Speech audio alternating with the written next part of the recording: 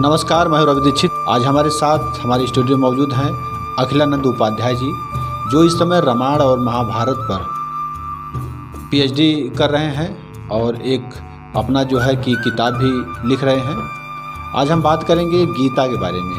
गीता जयंती कब मनाई जाती है, इसका क्या उद्देश्य है, कम शब्दों में और अपने अच्छे शब्दों को हमारे दर्शकों तक पहुंचाएंगे।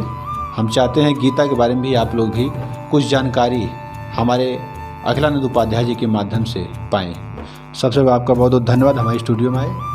जी, सर्वप्रथम आपका बहुत बहुत धन्यवाद और आपके आदरणीय दर्शकों का भी बहुत बहुत धन्यवाद। और सर्वप्रथम हम मंगलाचरण से अपना वक्तव्य रखना चाहेंगे गीता जयंती के बारे में। वागर्थाविश्वम प्रिक्तौ वागर्थ प्रतिपत्तये जगतः पितरौ वंदे पार्वती परमेश्वरौ। नमो नमः, नमो नमः। अच्छा, आप ये बताइए गीता जयंती कब मनाई जाती है, इसका उद्देश्य क्या है? कुछ आप जो है कम शब्दों में अपनी बात रखिए। आप लोगों से कहना चाहेंगे कि मार्गशीर्ष शुक्ल पक्ष एकादशी को यह गीता जयंती मनाई जाती है और कुछ महनीय उद्देश्यों के साथ न केवल राष्ट्रीय अपितु अंतर्राष्ट्रीय स्तर पर भी मनाया जाता है। और इसके उद्देश्य को केवल एक श्लोक से हम जो है स्पष्ट कर सकते हैं, और वह बहुत ही अच्छा श्लोक है द्वितीय अध्याय का कि कर्मण्येवाधिकारस्ते मा फलेषु कदाचन कर्म फल हेतुर्भूर्मा ते संगोस्त्व कर्मणि। हैं, तो सबसे पहले कर्मण्येवाधिकारस्ते, यह व्याख्या हमने बहुत से जो है विद्वजनों का सुना और समझा, और स्वयं के विचार के अनुसार जो है स्वयं के अनुसार हम बताएंगे कि कर्मण्येवाधिकारस्ते माँ फलेषु कदाचन। भगवान कहते हैं अपने 700 के श्लोकों में जो है 18 अध्यायों में कहते हैं कि कर्मण्येवाधिकारस्ते, कर्म में आपका अधिकार है, कर्म में आपका अधिकार है, लेकिन माँ फलेषु कदाचन, लेकिन फल की विवेचना में फल के बारे में जो आपके कार्य का फल होगा, परिणाम होगा, उस बारे में जो है आपका अधिकार नहीं है। तो यहाँ पर कुछ लोग जो है उसका गलत अर्थ जो है कर लेते हैं, भूलवश या जो भी कारण हो, हैं, उनका अपना वक्तव्य हो, विचार हो कुछ नया करने के जो है हैं विषय में। तो लेकिन हमारा अपना जो स्वयं का व्याख्यान है और हमने उस पर शोध किया इस श्लोक पर, जबकि बहुत साधारण श्लोक है लोगों के अनुसार, लेकिन फिर भी जो हमें लगता है कि कुछ इसमें विशेष है। तो कर्म में अधिकार है, फल की चिंता मत करिए, फल के बारे में सोचने का अधिकार नहीं है। क्यों नहीं फल के बारे में विचार करेंगे? क्या सृष्टि का कोई कार्य है? सृष्टि अपने आप में स्वयं जो है फल का स्वरूप है, फल का कारण है। ईश्वर ने जो है फल की इच्छा से कार्य किया है, स्वयं सृष्टि का जो निर्माण अपने आप में एक जो है परिणाम का कारण है। और अगर हम भी हैं तो यहाँ पर चल के आए हैं आप लोगों के समक्ष जो कुछ वक्तव्य रख रहे हैं, तो उसका भी तो कुछ कारण होगा, प्रयोजन होगा ना, कि क्योंकि बिना प्रयोजन के तो कोई कार्य होता ही नहीं है। तो यहाँ कहने का जो तात्पर्य रहा होगा हमारे अनुसार जो है कि भगवान यह कहना चाह रहे हैं कि आप जो है अपने कार्य को पूरी निष्ठा और लगन के साथ करिए, और उस निष्ठा के साथ इतना ध्यान रखिए आप, हे अर्जुन, आप इतना ध्यान रखिए कि आप जो कार्य कर रहे हैं उस कार्य में आपका तो अधिकार है, लेकिन फल जो है, फल की इच्छा करिए, लेकिन जो है उसमें आसक्ति न हो, अत्यंत आसक्ति जो न हो, लगाव न हो, या बहुत ज़्यादा हम आशावादी उस पर न हो जाएं कि नहीं हमको यह परिणाम मिलना ही चाहिए। अगर हमने जो है ग्रेजुएशन किया है या हम पीएचडी कर रहे हैं और शोध कार्य जिस स्तर पर ले जाना चाह रहे हैं, अगर वह शोध कार्य हमारा पूर्ण नहीं हुआ, तो अगर हम आसक्ति जब होती है ना, तो आसक्ति किसी और को दुख नहीं पहुँचाती है, किसी और को दुख का जो है भंजन नहीं बनाती है, कारण नहीं बनाती है। दुख जो है वह हमें ही प्राप्त होता है, और कभी कभी ऐसा भी हो जाता है कि वह जो है वैश्विक कारण भी बन जाता है समाचार इत्यादि हेतु।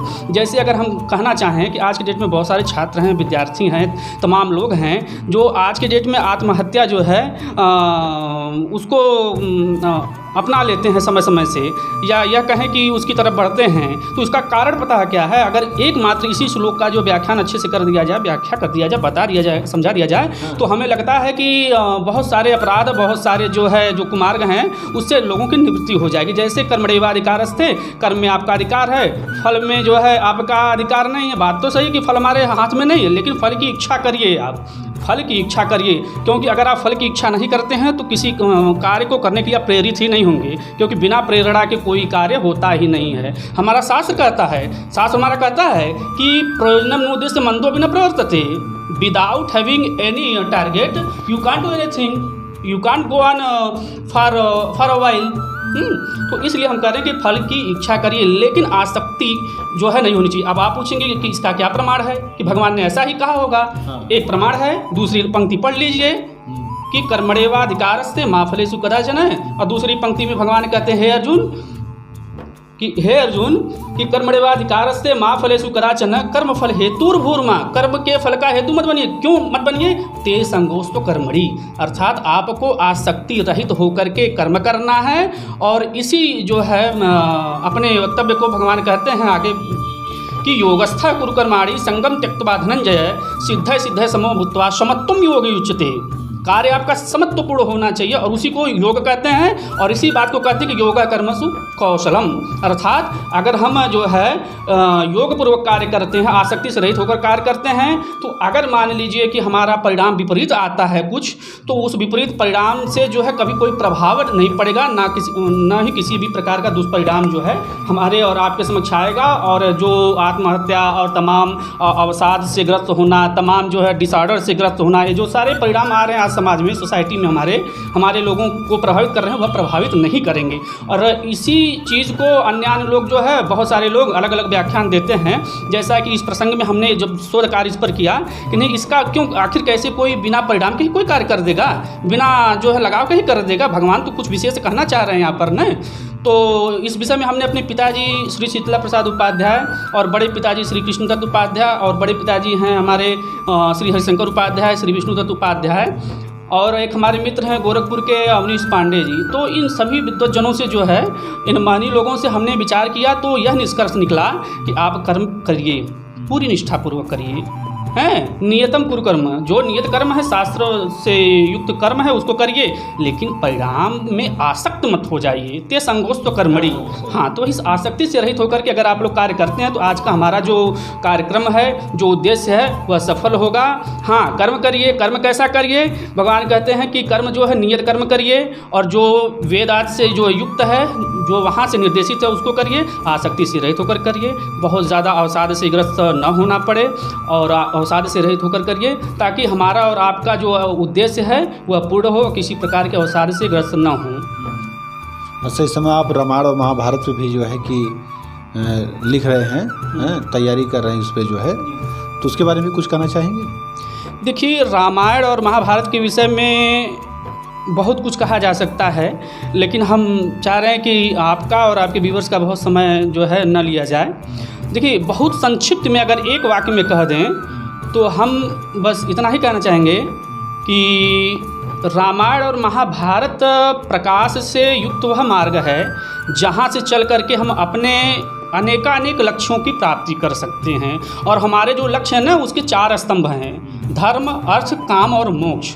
तो अगर आप जो है रामायण का जो है पारायण करें, रामायण का अध्ययन करें, विद्वज्जनों के सानिध्य में आएँ, उसके विषय में उसके व्याख्यान को समझें, गहनता से समझें, ताकि किसी प्रकार के विवाद को जन्म न दिया जाए या पथ भ्रमित न हो। और बहुत साधारण अगर देखा जाए तो इसका उद्देश्य जो हो सकता है, जो कि हमें व्यास जी के एक श्लोक में समझ में आता है कि कहते हैं कि अष्टादश पुराणेषु व्यासस्य वचनद्वयम् परोपकार पुण्याय पापाय परपीडनम। तो परोपकार से बड़ा कोई जो है धर्म नहीं होता, और परपीडन अर्थात दूसरों को पीड़ा देना, कष्ट देना, असफल करना, उनको दुख देना, परेशानियां देना, यह जो इससे बड़ा कोई जो है पाप नहीं हो सकता। तो हम यही कहेंगे कि रामायण और महाभारत का आप सभी लोग अध्ययन करें और उसको गहनता से अध्ययन करें, विचार विमर्श करें, शंका हो तो उसका समाधान गुरुजनों के द्वारा करें। और एक चीज़ ध्यान रहे, आप सभी लोगों से प्रार्थना है, विशेष प्रार्थना है कि इतना कि पुण्य जो है, जो मार्ग प्रशस्त किया है वाल्मीकि जी ने, व्यास जी ने, उस पर चल करके आप जो भी उद्देश्य होगा आपका, धर्म हो, अर्थ हो, काम हो, मोक्ष हो, सबको आप प्राप्त कर सकते हैं। लेकिन उसका आपको गहनता से अध्ययन करना होगा, किसी गुरु इत्यादि के जो है सानिध्य में रह करके करना होगा। तो आप लोग जो है नहीं प्रतिदिन, तो जब भी आपके पास समय हो, जब भी अवकाश हो, तो उसका अध्ययन आप सभी लोग करें। क्योंकि यह एक मार्ग है प्रकाश से युक्त, जहाँ पर चल कर के विश्व का कल्याण है, जहाँ पर चलने के बाद, अध्ययन करने के बाद हम समझेंगे कि वसुधैव कुटुंबकम की जो विचारधारा है यहीं से प्रवाहित होती है। भगवान राम कौन थे, आखिर उनका जो उद्देश्य क्या था अवतार का, भाई कैसा होना चाहिए, भरत जैसा होना चाहिए, लक्ष्मण जैसा होना चाहिए, भार्या कैसी होनी चाहिए, सीता जी जैसी होनी चाहिए, पिता कैसा होना चाहिए, दशरथ जी जैसा होना चाहिए। तो ये जब हम इसका अवलोकन करेंगे, अध्ययन करेंगे, तब ना हमको समझ में आएगा।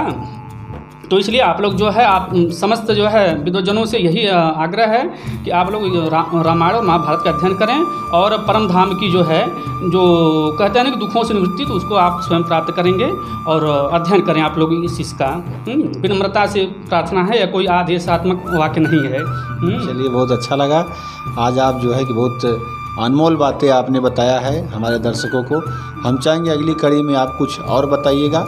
तब तक लिए आपका बहुत बहुत धन्यवाद। जी, आपका भी बहुत बहुत धन्यवाद, जो आप अपने इतने बड़े चैनल पर हमको आपने जो है समय दिया, और आपके व्यूवर्स जो हैं, जो आपके व्यूवर्स के अंदर जो स्थापित जो है परम तत्व है, उसको भी प्रणाम करते हुए हम इस कार्य का जो है समापन करना चाहेंगे। बहुत बहुत धन्यवाद आप लोगों का भी, और आपका भी बहुत बहुत धन्यवाद। बहुत बहुत धन्यवाद अखिला।